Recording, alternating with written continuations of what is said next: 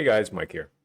In this video, I'm going to, I guess, explain and talk about how I'm number rank 2 in the world for Paladin or Final Fantasy 14 online. And yeah, I don't know, I'm pretty happy. In this video, I wanted to share my experience in achieving this accomplishment because I think there's a lot of things that transcend just being good in order to get this high of a rank. Like at this, like to be the best in the world, in Japan, North America, Europe, China. I don't think China has a server. They have to play in Japan servers. But so to, obviously you have to play perfectly. There's no excuse around it. Your rotation has to be perfect. And but the issue is you're playing with other people, right? These scores in these raids, they're accomplished with 8 other people or 7 other people for a total of 8 people, including you, right? And a lot of your score is dependent on performance of other players. So not only do you have to play perfectly, you have to be lucky, right? To get good crit RNG, so you can do the highest damage, get the highest RDPS right here, right?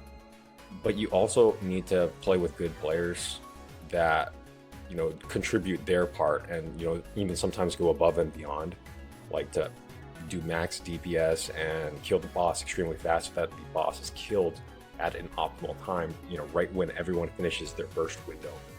And you have to play with good players. And the thing I'm extremely proud about is that I was able to accomplish this all in just Party Finder in PF, right? And what I think a lot of people will do, when they go into parsing, is they'll try to get into a parsing static, just a group of friends of 8 people who their only goal is to get high scores in parsing. And there's all kinds of strategies you can do, like healer chatting is where one healer just does all the healing and the other healing just does all the DPS. So that's how they kind of inflate their DPS scores. That's one strategy. There's all kinds of other strategies that you can get away with in a static. And resource runs, for example, you can build a. I don't want to talk about that right now. Just the point I'm trying to make is that there's a lot of advantages that a static can do, and a lot of things they can get away with to achieve these high scores. And like I said, I didn't do any of these in a static. I just went in PF and I just played really, really fucking good. I think only my Hephaestus here is where I achieved it in a Bars party. Because the party was just really good, and I was just like, okay, I'm gonna stick with this party. They know what they're doing. They're good. They're not making a lot of mistakes, and it's a bitch to parse because you have to get Snake 1 first, and then you want to reset if it's Dog 1 first. So at least a Bars party will. Everyone agrees that we're just gonna wipe if it's Dog 1 first, so we can get Snake 1 first, right? And that's how I got my really fat score of 7,400 with that Bars party. That was really nice. But all of these other scores here, all these high scores here, for all the other raid bosses, I just did it in Party Finder. I was just playing with random people. I do admit I do kind of have an advantage as a Paladin because a Paladin does not contribute any raid buffs or any extra raid damage to the raid, which is what the RDPS calculation is, and which is what all the scores or all the rankings are based off of, right? Paladin and most of the other tanks, they're all selfish classes. They just contribute their damage rotation. They don't offer raid buffs, so they're not dependent on other people that much in the party. If you play really good as a Paladin and you get a good kill time, you can get a good RDPS score. It's not dependent. So going back to my original point, yes, you have to play perfectly, but you have to do that in the context of other variables. So, and the main other variable is the other players, right? So if you get a good party, yeah, if you play with really fucking good players, then it's super easy to get good parses because you kind of have other people caring for you, and you have other people doing their job that make it possible to get a good parse. But what I wanted to talk about is, because I did it in Party Finder, you have to get creative with how you're going to make your other teammates play better, right? So for example, one thing I did was I made this really funny pump up speech. And if you've been in Party Finder and you've seen the speech, I think it's pretty funny. It's about bringing big PP energy. and there's a whole speech to it.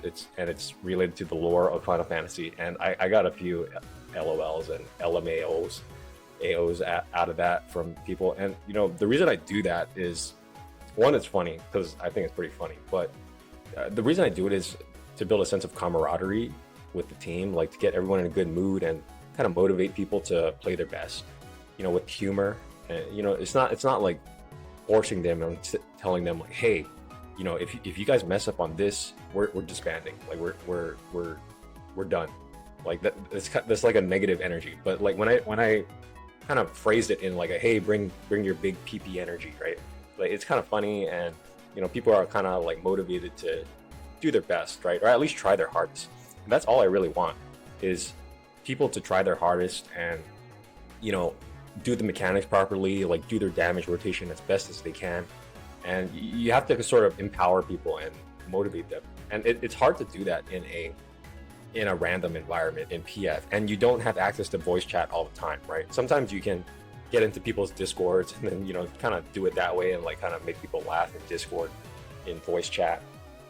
But like, you know, sometimes you don't have the VCs, and you just have to kind of talk and build camaraderie with people in just party chat, in, you know, text in the chat box. So that's one way I do it. And like another thing I do it, like to bring the best out of other players, is like I'll create macros for mechanics that require like simple memory checks, right? Because people, I mean, people are probably like under the influence, probably like smoking something, and like, you know, they're just chilling, right? They're not super serious.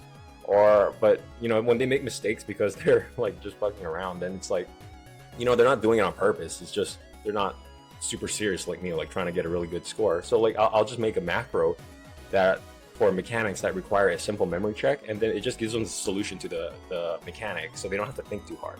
And you know, you kind of, you know, people like that, right? It's like when they're just chilling and they have like a Chad in the chat or in the party who's just like giving them all the solutions. Like people like that. You know, it helps the team do better. It helps the team to not wipe and die to stupid mechanics. So that, you know, that's one thing I was doing to try and, you know, get other players to play better and make less mistakes. And yeah, so that's the one thing. It's kind of bringing out, you know, at this level, at this highest world rank level, I believe it starts to become less about how perfect you play. You do have to play perfectly. You have to remember, you have to do all this while playing perfectly on your own. Because if you don't do a perfect rotation, your chances of getting a high rank and high score are pretty much non-existent, right? Because you have to deal with luck too, with the crits, and you have to deal with the luck of playing with you know, whoever you get in Party Finder. So it's just a combination of these factors. The biggest thing I learned is at this point in the game, it's less about you.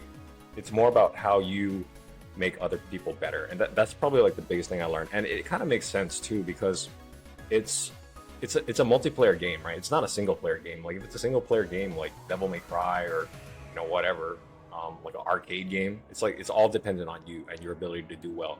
But here I feel it's that you have to do well. You know, like I said, you have to play perfectly, but you have to get other people to play perfectly too, which is like it's like a perfect storm, and it's pretty insane. Like I don't think a lot of people can do this. Okay, so the next thing I want to talk about is just kind of like the technicalities of why I'm ranked 2. So this is for the Abyssals raid tier, which is the current raid tier, which is ending soon. Because once we get end of May, we're going to get patch 6.4, which is the final raid tier. And I'm going to be all over that shit. I'm going to hopefully be one of the highest ranks for that raid tier as well, right? So for this raid tier, you know, you can see all my RDPS sitting at a nice 7,300 for most of them. I got 7,400s on Hegemony. That got me a rank 4 for that fight. I got a 7,400 for Hephaestus, and that's a rank 15 only. But you know, this is a big deal, like the rank on the side, because you can see the difference between a rank 4 and a rank 15 for the fight. So Hegemony, I'm rank 4, right?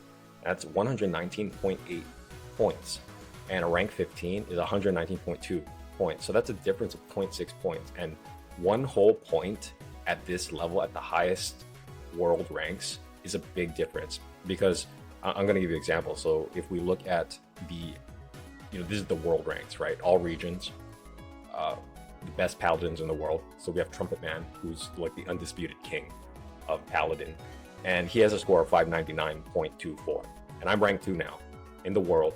And it also happens to be in NA as well, because Trumpet Man is also from NA. So I'm ranked 2 in the world and NA, and I have a score of 596.76. And you can see his 599 and my 596. That's like 3 points, about 2.5 points, right? Difference. That's a big difference. So like, it doesn't seem like he's that far ahead, but he's really, really far ahead. He has a lot of high ranks in all of these individual fights, right? So the best thing I can do right now is probably just increase my distance from the 3rd rank, who's from Japan, on the Shinryu server.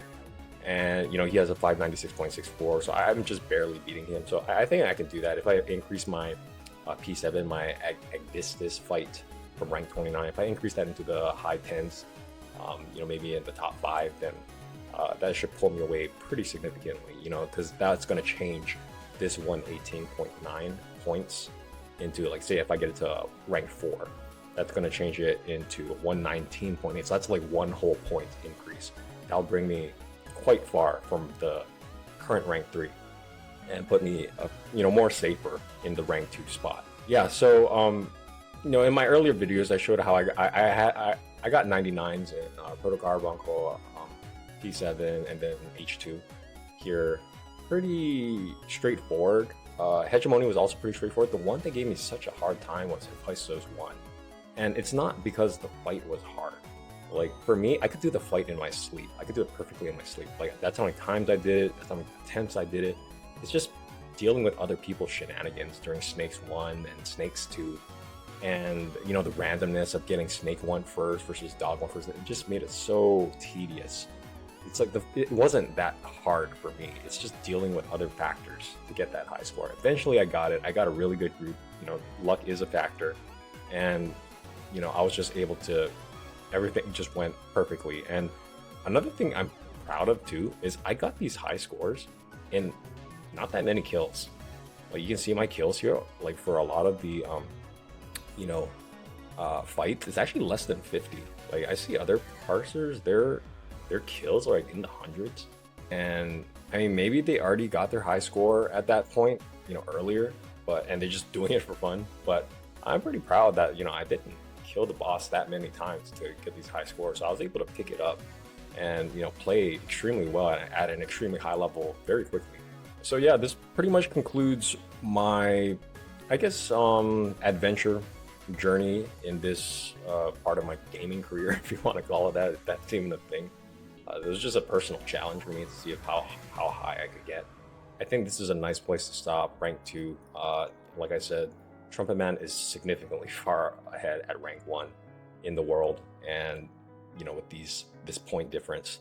And, you know, maybe I could get it if I put in even way more time and hours, but at that point, I feel like I need to play with a dedicated parsing static to get, you know, not only consistently clear the fight, but also play with players who know how to use their mitigations at the right time, who have a timeline completely planned out and the fight completely spreadsheeted and optimized for that static to get the optimal score.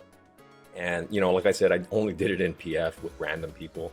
So, you know, I'm just doing standard strategies, and it's, to get to that level, I do think I need a static. It's probably not going to be able to be done in PF anymore. And yeah, so you know, I pretty much have nothing to do for Final Fantasy. You know, I say that jokingly. I'm you know, I'm still having fun in the game. Like, you know, you make friends in the game as well.